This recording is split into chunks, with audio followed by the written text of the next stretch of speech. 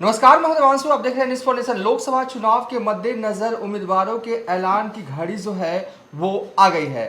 बिहार की बात करें तो एनडीए खेमा हो या महागठबंधन खेमा हो, एनडीए हो या महागठबंधन खेमा हो, दोनों ही की तरफ से उम्मीदवारों की जो घोषणा जो है भले ही औपचारिक तौर पर नहीं की जा रही है, लेकिन उम्मीदवारों को बता दिया जा रहा है कि आप इस क्षेत्र से चुनाव लड़ने जा रहे हैं। इस बार हर बार की तरह बाहुबलियों की भी एंट्री जो है वो जोरदार तरीके से जो है वो चुनाव में होने जा रही है। एक नया नाम जुड़ा सबसे पहले आरजेडी में अशोक महतो का, और दूसरा नाम भी जुड़ने वाला है जो हमारे सोर्सेज बता रहे हैं कि जहानाबाद के रहने वाले हैं अजय कानू, बाहुबली हैं, दबंग है, एंट्री करने वाले हैं पॉलिटिक्स में वाया आरजेडी। खबर हमारे पास है, लोकसभा चुनाव के मद्देनजर वो चुनाव भी लड़ सकते हैं। क्या लालू प्रसाद यादव को हर बार की तरह इस बार भी बाहुबली पसंद है? क्या बाहुबली का साथ होना ही जीत की गारंटी है? हमारे साथ बात करने के लिए इस मुद्दे पर सीनियर जर्नलिस्ट कौशलेंद्र प्रियदर्शी हैं।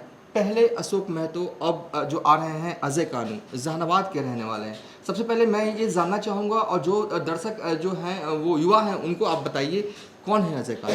देखिए, अजय कानू का अगर आप जैसे ही नाम किसी के जहन में आता है तो सबको, जितने भी वरिष्ठ पत्रकार हैं, राजनीतिक विश्लेषक हैं या जहानाबाद के जो लोग हैं, जैसे ही अजय कानू का नाम आता है तो अजय कानू के नाम के ठीक आगे कुख्यात लग जाता है।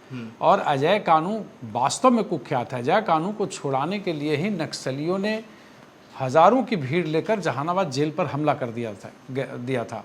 और आज जो वेब सीरीज बनी है, सोनी पे भी रिलीज हुआ है जहानाबाद, वो अजय कानू को लेकर ही बनी थी। तो अजय कानू 1980 के दशक में देखेंगे तो पिता की हत्या, फागू कानू की हत्या के बाद वे अपने ये नक्सली की दुनिया में आ गए और धीरे धीरे वो नक्सल के ऐसे नेता के तौर पे उभरे कि मगध के क्षेत्र में अजय कानू जो कहता था वो नक्सलियों का फरमान समझा जाता था। और 2002 में गिरफ्तारी हुई और जो कुख्यात के मामले में आप इतना ही समझिए कि उस नक्सली की जो सुनवाई होती थी वो बेऊर जेल के अंदर होती थी, बाहर भी नहीं लाया जाता था। तो एक खौफ जैसा माहौल था। और 2002 में जब गिरफ्तारी होती है अजय कानू की, तो माना जाता था कि थर्ड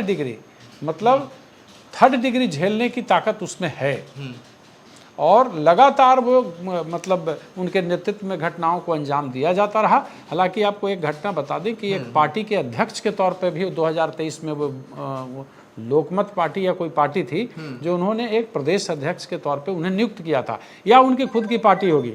लेकिन सवाल यह है जो आपका है कि बाहुबली जिस तरीके से, जैसे मुन्ना शुक्ला के बारे में सुना जा रहा है कि वैशाली, अब सुरेंद्र यादव भी बाहुबली छवि के ही नेता रहे हैं, उनके बारे में भी यही है।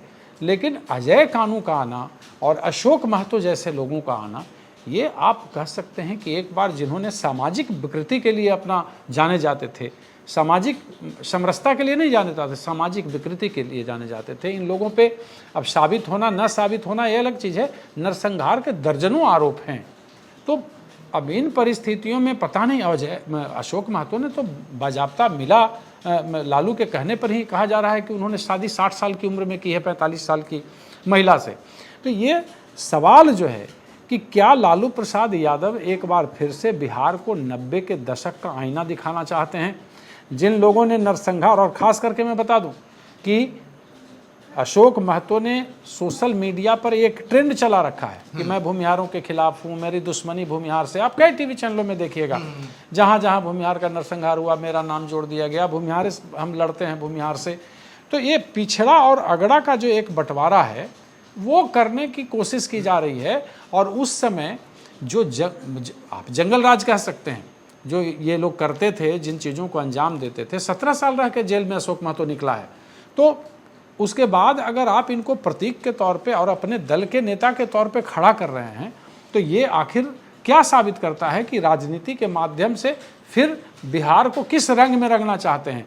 या कहा जाता है कि जाति की छाती पर बिहार की राजनीति जो नाचती है, तो फिर जाति नहीं, ये तो एक वर्ग विशेष को अलग करके और फिर एक ऐसे लोगों को प्रतीक के तौर पे सामने ला करके सामाजिक समरसता को क्या खत्म करना चाहते हैं? एक चीज मुझे लग रहा है कि इस लोकसभा चुनाव में टिकट बंटवारे को लेकर खासकर लालू प्रसाद यादव और तेजस्वी यादव के बीच में लालू यादव की चल ज़्यादा रही, क्योंकि जहां तक मैं जितना समझ पाया हूं तेजस्वी यादव को वो बाहुबलियों से थोड़ा परहेज करने की कोशिश करते हैं, लेकिन खुल्लम खुल्ला लालू प्रसाद यादव जो 17 साल जेल में रहे एकदम साफ हो गया अपराधी को मतलब कि टिकट। हाँ, यह लोकसभा का चुनाव लालू प्रसाद यादव ने हाईजैक कर लिया है।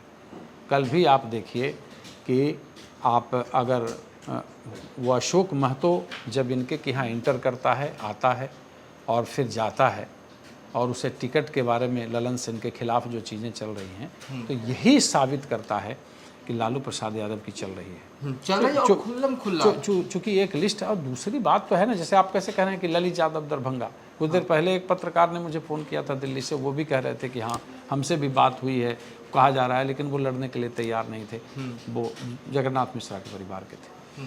मधुबनी फातिमी को कर दिया गया, उधर से आए। तो ऐसा लग रहा है ना कि आनन फानन में लूट लाओ कूट जाओ, और मतलब सियासी लूट जैसी मची है कि सिंबल दे दो, इनको दे दो, इनको दे दो, इनको दे दो। तो सवाल उठता है कि आखिर किस तरह की सियासत को आप करना चाहते हैं? भविष्य में जो राजनीति होगी क्या इसी आधार पर होगी कि ऐसे ऐसे लोगों को जो एकदम बदनाम छवि के लोग हैं, है ना, बद अच्छा बदनाम बुरा, ये बद भी हैं और बदनाम भी हैं, तो इन परिस्थितियों के अंदर आप बिहार की राजनीति में फिर किस तरह के मतलब कूचे से रंग भरना चाहते हैं? बीजेपी वालों के लिए तो ये तो अच्छा है, उनको हमला बोलने का बड़ा अच्छा एक मौका मिल रहा है। आप तो स्वयं दे रहे हैं। हाँ, आप स्वयं दे रहे हैं। और यही इन्हीं लोगों के बीच घिरे रहने के कारण लालू प्रसाद यादव की दुर्गति हुई। और वह उस दुर्गति से निकालने का काम नीतीश कुमार ने 2015 में किया, 2015 के बाद फिर 2022 में किया। चलिए, हमारे पास जो खबर आ रही है कि अजय कानू जो है जहानाबाद के रहने वाले कुख्यात हैं, वो जल्द ही लालू यादव से मिलने वाले हैं। हालांकि सुरेंद्र यादव ने आज जो है वो बयान भी दिया है न्यूज़ फॉर नेशन से बातचीत के दौरान कि वो जहानाबाद लड़ रहे हैं, लेकिन अभी सिंबल नहीं मिला है, तो खेल अभी जहानाबाद में अभी बहुत होना बाकी है। फिलहाल अभी तक के लिए इतना ही। आप देखते रहिए न्यूज़ फॉर नेशन।